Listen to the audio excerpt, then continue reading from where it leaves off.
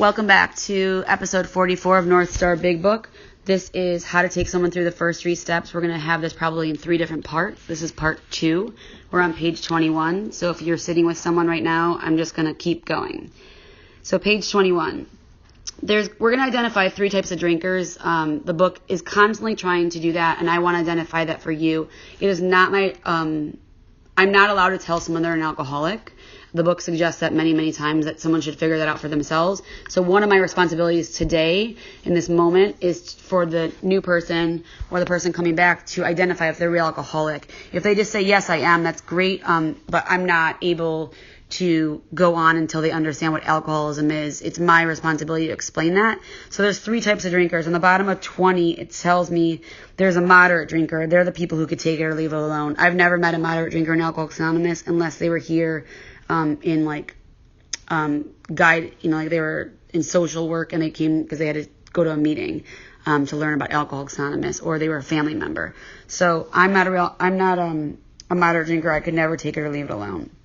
Number 2 on the way bottom of 20 says a hard drinker. So the hard drinker, it says he may have the habit badly enough to gradually impair him physically and mentally. It may cause him to die a few years before his time. Here's the deal. A hard drinker, this is what it says, if a sufficiently strong reason, and here's the reasons: ill health, falling in love, change of environment, or the warning of a doctor becomes operative, this man can also stop or moderate. So here's the deal. Picture me and Sarah, and we're up in front of the judge for the second time for our second DUI. And she's a hard drinker and I'm a real alcoholic. We both got a DUI twice. We both are a mess. And the judge says to us, she says, I'm sick of seeing you 2 drunks in here. If I ever see you in here again, you're going directly to prison. You're going to lose your license forever, and you're going to go to prison for 3 years. She doesn't care what kind of drinker I am. So Sarah and I both look at each other and we're freaking out. We both make a decision within ourselves. We both decide we're no longer going to drink and drive. Neither of us is willing to give up drinking. She's a hard drinker, I'm a real alcoholic. We both make a decision, we're just not going to drink and drive. We go back to our houses. Sarah goes home. She gives her keys to her friend. They go out that night and drink. And Sarah does not drink or drive anymore because she doesn't want to lose her freedom. I go home to my boyfriend. I give him my keys. And I tell him, no matter what, don't give them to me. We go to a bar that night. I'm drinking. I've had like 7 shots. I see him look at a girl the way I don't like him looking at a girl. I grab the keys from him. We wrestle at the bar. We get thrown out onto the street. He tells me he's not allowed to give me the keys. I swear to him and call him mean names and kick him. And I take my keys and I leave and I go drunk driving because it doesn't matter the promise I made. Once alcohol's in my body, I no longer can make any other decisions. A real alcoholic cannot choose to stop drinking or choose to moderate and stay that way. A hard drinker can moderate or stop given a sufficient reason. Whether it's a relationship threat, a health threat, a freedom threat, a job threat, a family threat, a real alcoholic cannot stop or moderate and stay that way given a good reason. And here's number 3, the real alcoholic. But what about the real alcoholic? And this person, it says, he may start off as a moderate drinker. He may or may not become a continuous hard drinker. At some stage of his drinking career, he begins to lose all control of his liquor consumption once he starts to drink. So I'm going to ask you, did you lose control once you started to drink? It doesn't say every time, but were there times when you put alcohol in your body that you did not get to control how much you were drinking that night? And the other question I want to ask is, given a really good reason, were you able to stay stopped or stay moderated? Okay, so that's one way to identify if we're an alcoholic or not. We're going to go to page 24 at the top. And it says, at a certain point in the drinking of every alcoholic, he passes into a state where the most powerful desire to stop drinking is of absolutely no avail. This tragic situation has already arrived in practically every case long before it is suspected. The reason why is because we don't have a mental defense. The fact is that most alcoholics, for reasons that we can't see, that are obscure, have lost the power of choice in drink. So once alcohol is in our body, we cannot choose it. When it's not in our body, our mind is so overdriven by the mental obsession that we only hear that thought that we need to pick up a drink. Our so-called willpower, whenever they talk about willpower in this book, they're talking about our thinking. Were you able to think your way out of it? I was always able to think my way out of any situation except for alcohol. it says becomes practically non-existent. We are unable at certain times to bring into our consciousness with the sufficient force, which is enough force, the memory of the suffering and humiliation of even a week or a month ago. We are without defense against the first drink. So my question to you is, can you relate? When you were so miserable and so lost and so broken and you said to yourself, I can't do this anymore, I can't do this anymore, and you were able to stop, why did you pick up again? My guess is because of the mental obsession. On the top of 25, we're going to read this whole page where it says there is a solution. So step 1 is the physical allergy, the mental obsession. We're going to review it a couple more times, but now we're going to be talking about step 2 and our program of action, which we're going to break it down right here. And it's going to sound overwhelming, and it is overwhelming, but I'm going to guide you through it, and whoever is sponsoring you is going to walk you through it, hold your hand, walk you through it, not do it for you, but support you along the way. There is a solution. That a solution we're talking about is 12 steps. Almost none of us like the self-searching. That's the 4th step they're talking about. The leveling of our pride, which we do in our 6th through 9th step. The confession, which is our 5th step of our shortcomings, which this process requires for a successful consummation. So I just want to stop right here for a second. I personally feel it's really important to explain to you what we're going to ask you to do.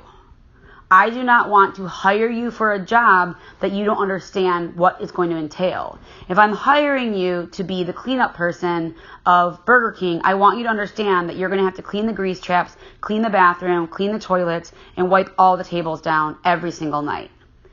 And if you don't want to do that because you're grossed out by it or you're not going to be willing to do it, I need to know and you need to know so you don't waste time and I don't waste time. Which is why at this moment I'm going to sit and explain to you what we're going to ask you to do tonight or today and what you're going to be doing over the next couple of weeks, couple of months, and then daily for what the rest of your life, one day at a time.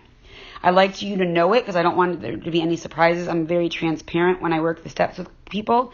And so what we're going to ask you to do is this. Tonight today or tonight, whatever time it is you're listening to this, we're identifying what the problem is. The physical allergy and mental obsession. When you put alcohol in your body, can you control it? That's the physical allergy. When you don't have alcohol in your body, do you want to pick up a drink again because you're mine? That's mental obsession. That's the problem. The solution to the problem is step 2, which is that there's something bigger than us that's going to help us to restore us to sanity. And all I like to explain for step 2 is we believe as sober, recovered alcoholics that these steps, this program that we have to offer you is going to unblock you enough to get you to a higher power. I call that higher power God. If that word bothers you, we can call it something else. But the unblockage of those chambers is what's going to get us to that higher power. And my responsibility is to do the work necessary to unblock myself so God can reach me. And we're going to find out tonight or today that God is deep down within us, or a higher power is deep down within us, and it's just been blocked by our own stuff. And so step 2 is just saying, we believe there's another way. Step 3 is a decision. Do you want to do the surgery to unblock yourself? Or do you want to die? If you want to do the surgery, this is what the surgery is going to entail. It's going to entail that when you go home today or tonight, you need to sit for 20 minutes and start on your 4th step, which is the first part of the inventory process. And we're going to explain to you how to do that. Your sponsor is going to tell you tonight or today how to do the 4th step. It's a list of all the crap in your life that's in your way. It's uncomfortable. It's not the worst part of the program by far. You'll hear people talking about it and make it really dramatic. It's not that big of a deal. It's just nauseating and exhausting. It takes a week if you do it the way that we are going to guide you out of this book. Then, after that week is up, you and your sponsor are going to sit down. It's going to take a bunch of hours. So plan like a whole entire day if you can, like a whole Saturday or whatever. And you're going to come to the person's house or meet somewhere that's safe and quiet. And you're going to sit down and your sponsor is going to take you through your inventory. And you're going to identify what you do consistently in your life with different people in your life that causes people to get mad at you or to hurt you. And what you do in your resentments and your fear and your sex conduct and your harms and how you've done those things. We're going to identify a pattern. It's going to be really obvious after a couple of pages, and you're going to start to feel embarrassed, not because you've done so many horrible things, but because you're upset about things that are really petty, which is basically what we are like. Then after that inventory process is over and the 5th step with your sponsor and your higher power, you're going to do an hour, which is still the 5th step, where you're going to sit with yourself and your higher power and go over what you just did and write or read or walk or breathe or meditate and have some real conscious thought process about what you did, and are you ready to let go of that stuff. Then there's going to be these 2 steps called 6 and 7, which you'll get to later. They're amazing, and they're really about, are you ready to change? And if you are, we go to our higher power, and we ask our higher power to give us the willingness to change. And then we use the principles from 6 and 7 to live in 10, 11, and 12 about a life of change. Then we're going to take the 4 steps. So do not burn it. Do not throw it in the river or the ocean. Do not put it in the garbage compactor. You need that 4th step to make your 8th step. And all you're going to be doing is making a list of the people that you owe amends to. And in that list, you're going to identify who you owe amends to now, later, or never. And you and your sponsor are going to go over that list. You're not going to do it on your own. This is not a step you should do by yourself. And you're going to identify who you need to make amends to. So one of the other analogies I like to talk about is being trapped in a burning building. And the burning building is my alcoholism. And if I stay on the couch, I'm going to die an alcoholic death. And if I get off the couch and break through the door and pull all the stuff out of the hallway, I will be able to get to the ambulance, and the firefighters will be able to get to me, and I'll be able to breathe. My responsibility, my first major responsibility, is to clear out the hallway of all my stuff that I've put in there, of my resentments, my selfishness, my dishonesty, my shame, my stories, my victim stuff. Me and my sponsor are going to pull it all out with my higher power. We're going to get willing to make amends to it in 8 and 9. She or he is going to give me very clear guidance about who to make amends to, when, and how. And those amends are going to be like boxes that have been labeled by my sponsor and myself, stacked up in that hallway. And my goal is to unblock myself completely of the hallway so it can be free and clear, so me and my higher power can get complete connection and communication.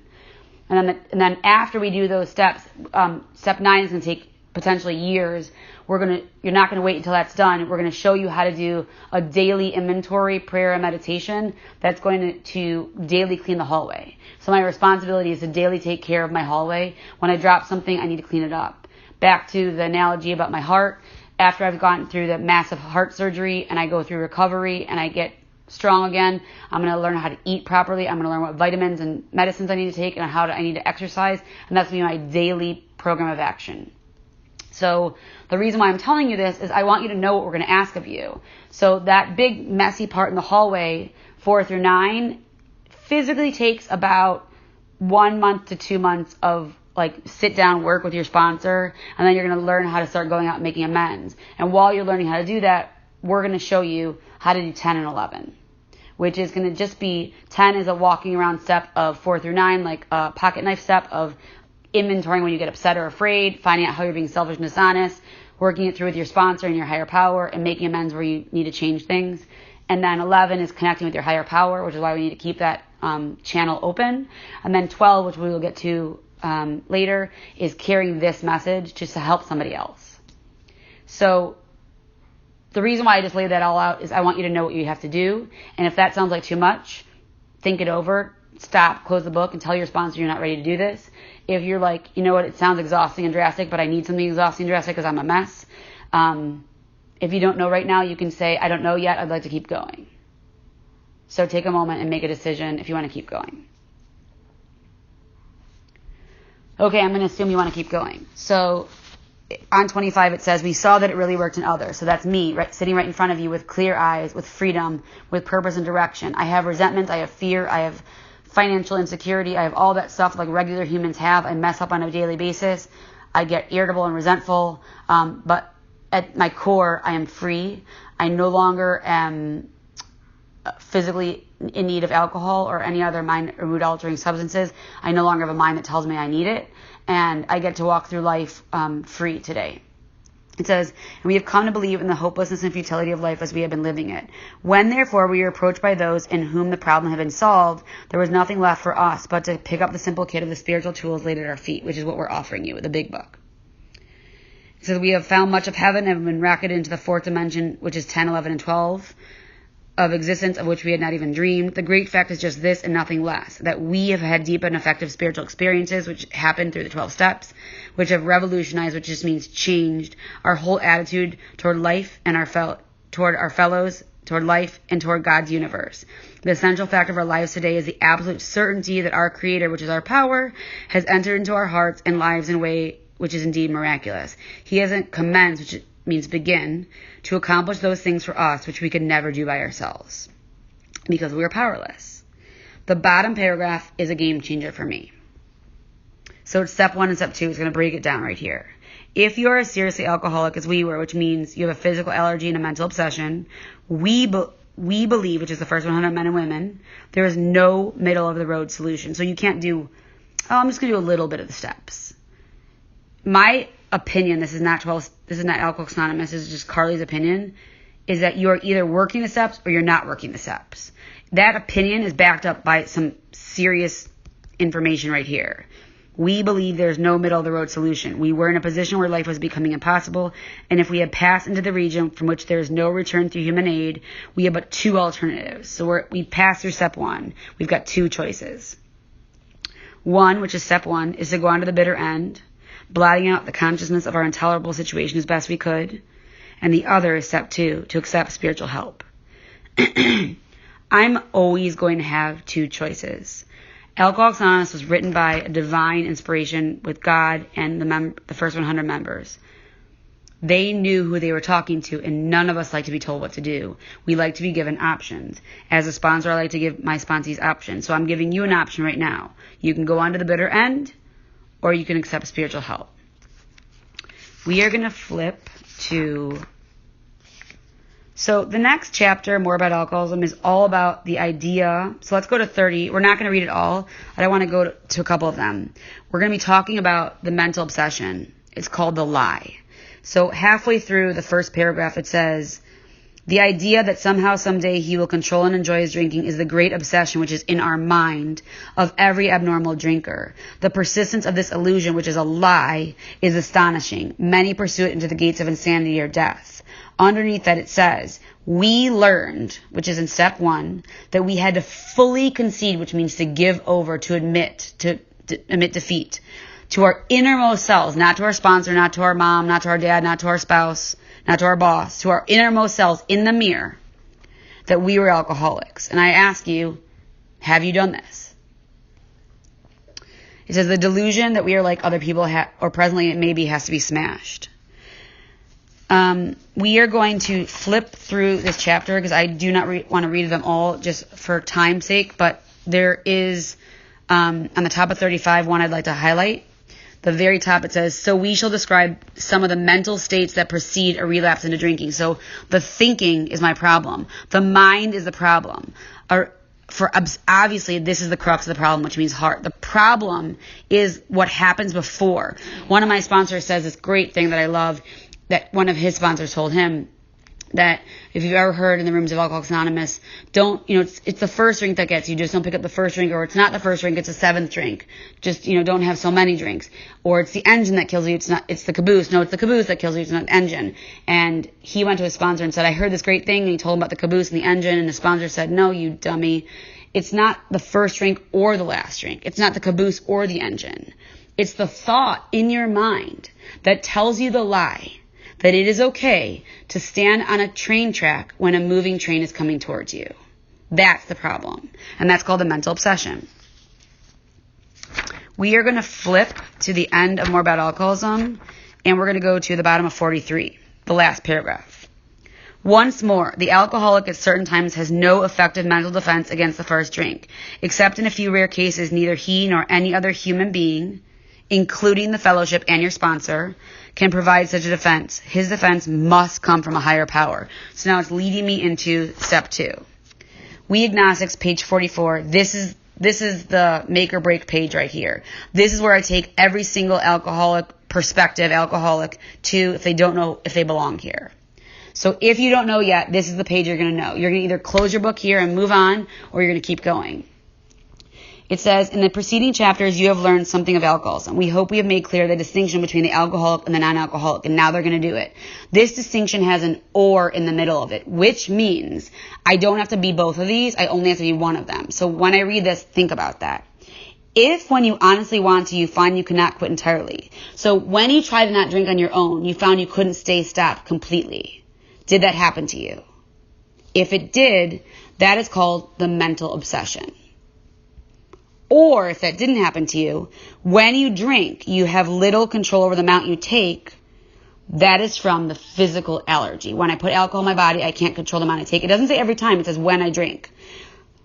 If I have one of those, I'm an alcoholic. If I have two of them, I'm an alcoholic. It says you are probably alcoholic. If that be the case, you may be suffering from an illness which only a spiritual experience will conquer.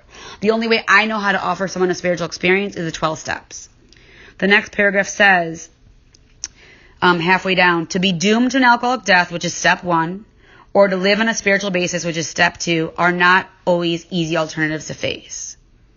The next page on 45, where it says lack of power, that was our dilemma. A dilemma means having to choose between two really unpleasant things. Not should I go to Miami or California for spring break. A dilemma is, should I go to Alcoholics Anonymous and do this work, or should I kill myself?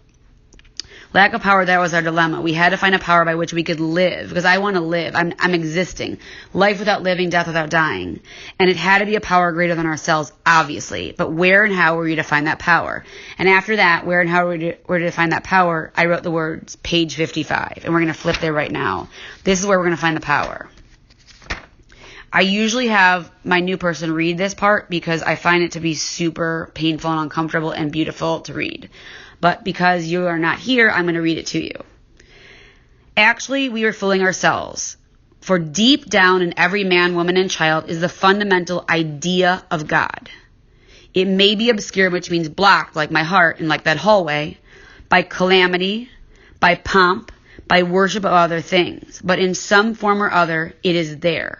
For faith in a power greater than ourselves and miraculous demonstrations of that power in human lives are facts as old as man himself.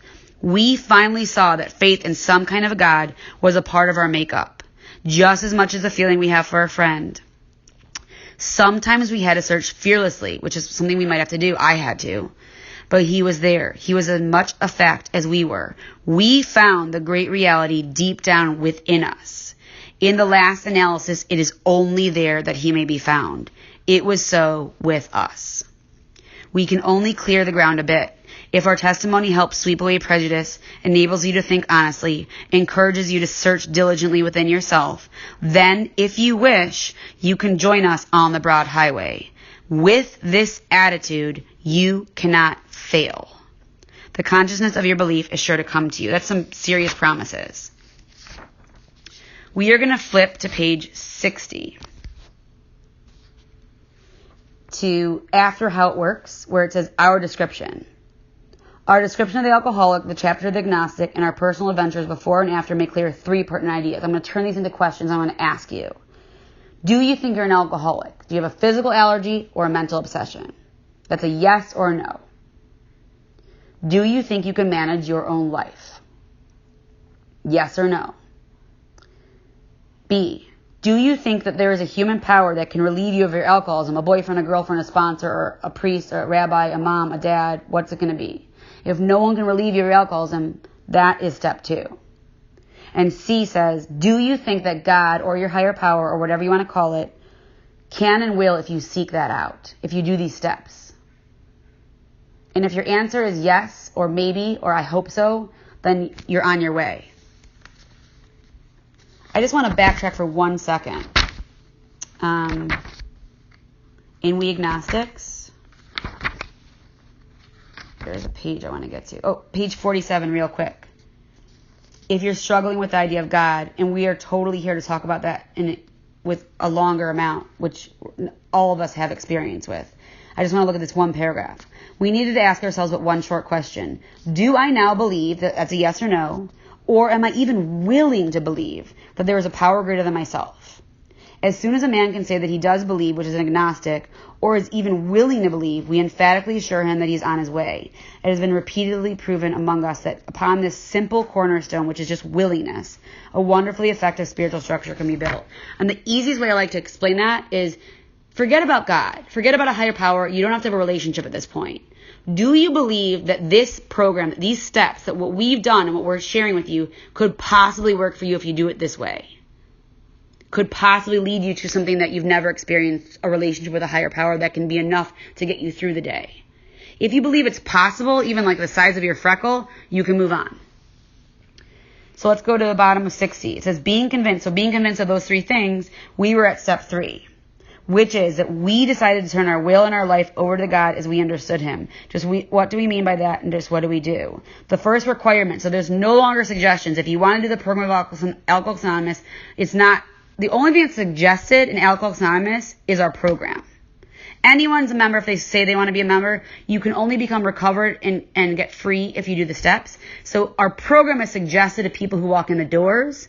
But once you decide to do the program, there are requirements. And the first requirement is that we be convinced that any life run on self-will can hardly be a success.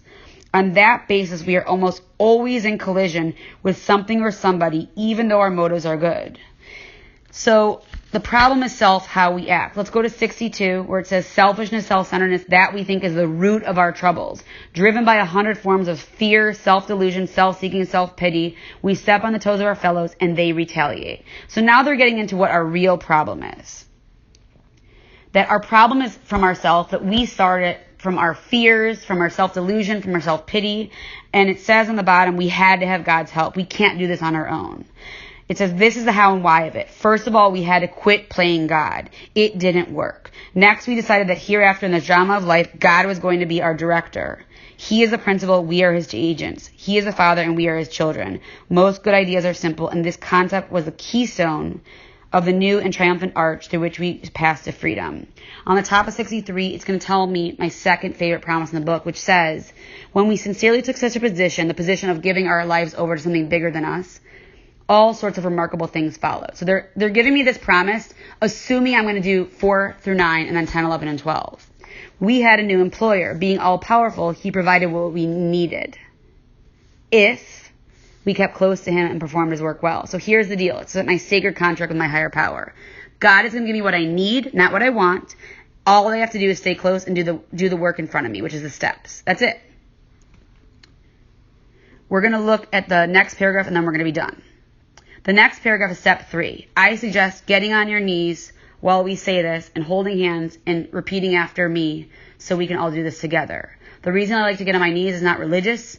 It is a physical way I like to show my higher power that I am surrendering. I get on my knees in the morning, I get on my knees at night, and I get on my knees when I'm desperate and lost. So I'm desperate and lost right now, and I'm about to say the third step prayer, which is just basically me saying to my higher power, I'm willing to make a decision to do the next step. All step 3 is saying I'm going to do the work, and I'm going to follow it up tonight with the work. So I'm going to repeat after me. We are now at step 3. You don't have to repeat this part. We are now at step 3. Many of us said to our Maker as we understood him. So here's what we're going to repeat. God, I offer myself to thee to build with me and do with me as thou wilt. Relieve me of the bondage of self, that I may better do thy will. Take away my difficulties, that victory over them may bear witness to those I would help of thy power, thy love, and thy way of life. May I do thy will always. Before we get off, I just want to say a few things. The bottom paragraph on 63 does not say, now you get to go home and rest. You just did 3 steps in 1 hour. That's exhausting. Awesome job. Get a t-shirt and a cake. You're done. It says, next we launch out on a course of vigorous action. A rocket ship launches into space. So we are going to launch, which is vigorous action, and the time frame is next. The first step of which is a personal house cleaning, the top of 64, of which many of us had never attempted. Though our decision, which is step 3, was vital, which is life and death, and crucial, it could have little permanent effect unless at once, which means right now, followed by a strenuous effort to face and be rid of the things in ourselves which have been blocking us, that surgery and that hallway. Our liquor was but a symptom, so we had to get down to causes and conditions. So I'm still blocked off after that beautiful step I just did. I'm still blocked off. Step 4, your sponsor is going to go over with you right now. She's going to give you the sheets, go over them with you.